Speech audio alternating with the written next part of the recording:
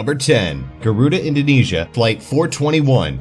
On January 16, 2002, a Boeing 737 owned by Garuda Indonesia planned to fly from Apen to Yogyakarta, which is about 388 miles, a very short trip. The flight met severe thunderstorm activity and hail upon approaching its destination, suffering flameout in both engines and ditching in a shallow river. The crash resulted in the death of one flight attendant and several injuries amongst the 59 survivors.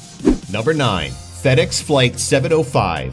On April 7, 1994, a McDonnell Douglas DC-1030 cargo jet owned by Federal Express left Memphis, Tennessee with a load of electronics to be delivered to San Jose, California. The plane and its crew were victims of an attempted hijacking by a disgruntled FedEx employee, Auburn Calloway, who had also decided to commit suicide on the flight. Apparently, Calloway was facing the possibility of losing his job for forging his reported flight hours, so he set up an elaborate plan to destroy the cockpit's voice recorder and kill his fellow employees on board to make it look like an accident, before crashing the plane so that his family could rake in the $2.5 million life insurance policy that Federal Express would pay them. The plan was unsuccessful because, despite sustaining several injuries, the crew fought back, subdued Calloway, and landed the plane safely. Since this was a cargo plane, there were only 4 people on board. Nobody died, and Calloway was arrested.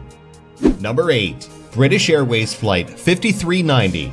British Airways Flight 5390 left Birmingham Airport on June 10, 1990, heading for Malaga Airport in Spain, a relatively short flight. The BAC-111 aircraft was in the hands of an experienced captain, Tim Lancaster, and co-pilot Alistair Atchison. The routine takeoff had been handled by the co-pilot, who had just handed the controls back to his captain. Both men had released their shoulder harnesses, and Lancaster had even loosened his lap belt as the plane continued its climb. The aircraft had reached 17,400 feet above Didcot, Oxfordshire, England, when there was a loud bang. The fuselage quickly filled with condensation. The left windscreen on the captain's side of the cockpit had separated from the forward fuselage. Lancaster was pulled headfirst out of the plane, his whole upper body hanging outside the aircraft. The door to the flight deck was blown out because of the pressure. Flight attendant Nigel Ogden came in and quickly latched onto the captain's belt, keeping him from flying out of the plane.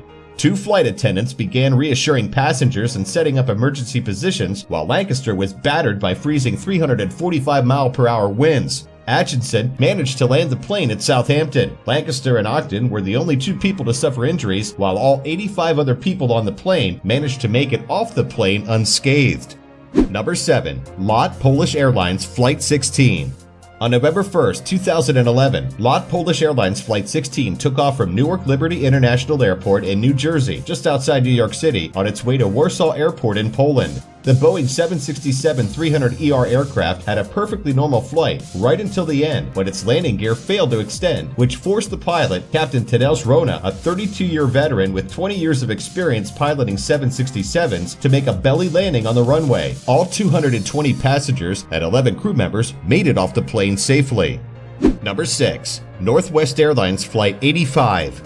Northwest Airlines Flight 85 originated from Detroit Metropolitan Wayne County Airport in Detroit, Michigan on October 9, 2002, and was on its way to Tokyo Narita Airport in Japan. As it was flying near Anchorage, Alaska, the Boeing 747-400 experienced a rudder hard-over incident at 35,000 feet and had to be diverted to Ted Stevens Anchorage International Airport. At the time, Captain Frank Geib and First Officer Mike Fagan had taken over command of the aircraft so that Senior Captain John Hanson and First Officer David Smith could rest. Although the crew tried to declare the emergency, the plane was in a communications dead zone between North America and Asia. When they finally managed to reach the crew of another flight, a message was relayed to Anchorage and the plane was able to make an emergency landing in Alaska. None of the 386 passengers or 18 crew members were seriously injured. Number 5. Qantas Flight 32. On November 4, 2010, Qantas Flight 32 left London's Heathrow Airport for Sydney, Australia, with a stopover at Singapore's Changi Airport. The Airbus A380-800 airplane, carrying 440 passengers and 29 crew members, met with uncontained engine failure, which was later discovered to have been caused by defective manufacturing. 4 minutes after taking off from Changi Airport, while flying over Batam Island in Indonesia, the plane started having problems. Captain Richard Champion de Crespigny managed to return the double-decker jet to Changi Airport 2 hours later, averting what could have been a horrible catastrophe. Although some debris from the plane did fall onto Batam, there were no injuries or fatalities among the passengers, crew, or people on the ground. Number 4. Pan Am Flight 6. Pan Am Flight 6 was meant to be an around-the-world airline flight that left Philadelphia, Pennsylvania in the United States on October 15, 1956. The initial plane for the flight was a DC-6B aircraft. It had many planned stops along the trip. It stopped at San Francisco International Airport, then flew onward to Honolulu, Hawaii. Later that night, the flight left Honolulu on a Boeing 377 Stratocruiser. When the plane's engines failed over the Pacific Ocean, the aircraft crash-landed in the water. Miraculously, all 24 passengers and 7 crew members survived, but 44 cases of live canaries that were being carried in the cargo area could not be saved and went under with the plane. The accident was the basis for the 1958 film Crash Landing.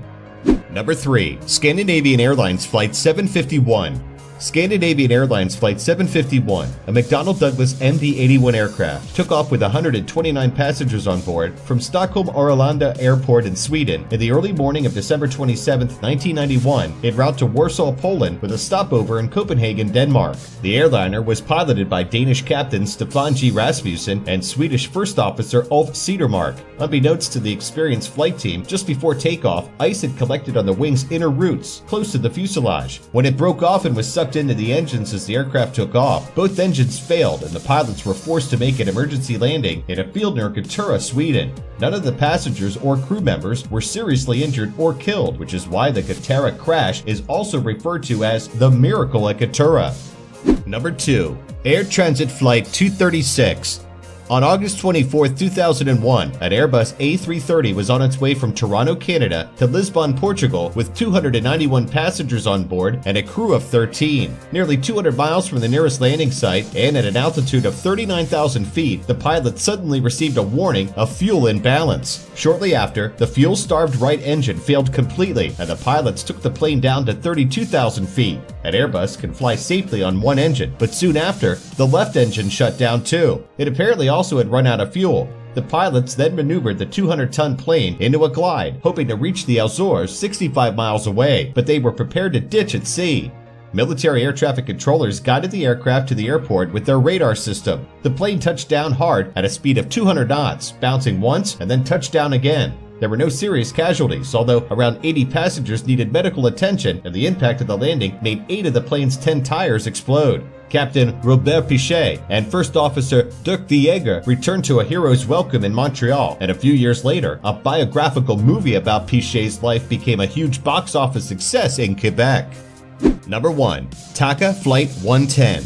Carlos Dardano lost his left eye after being shot in the head by guerrillas during the Civil War in El Salvador, but despite his impaired vision, he went on to become a certified commercial pilot. On May 24, 1988, Carlos was flying a Boeing 737 for TACA Airlines, which was on its way to New Orleans, Louisiana. The plane was carrying 38 passengers and several crew members. During the flight, a violent thunderstorm killed power to both engines. The crew realized it was unable to restart the engines and could not glide to the airport. Fortunately, the co-pilot spotted a levee parallel to a canal, and Carlos began a risky maneuver meant for small planes called a side slip. There was no way to slow the plane, but somehow Carlos avoided a high cement wall and a steep embankment and made a bumpy but safe landing. No one on board was killed or even badly injured. For the first time in history, a 737 had managed a safe landing outside an airport without any engines. After the investigation was completed, Boeing engineers replaced one of the engines, removed extra fuel, and test pilots took off from the levee and safely landed the plane. And that aircraft, you might think, would have been doomed, actually still flies for Southwest Airlines to this day.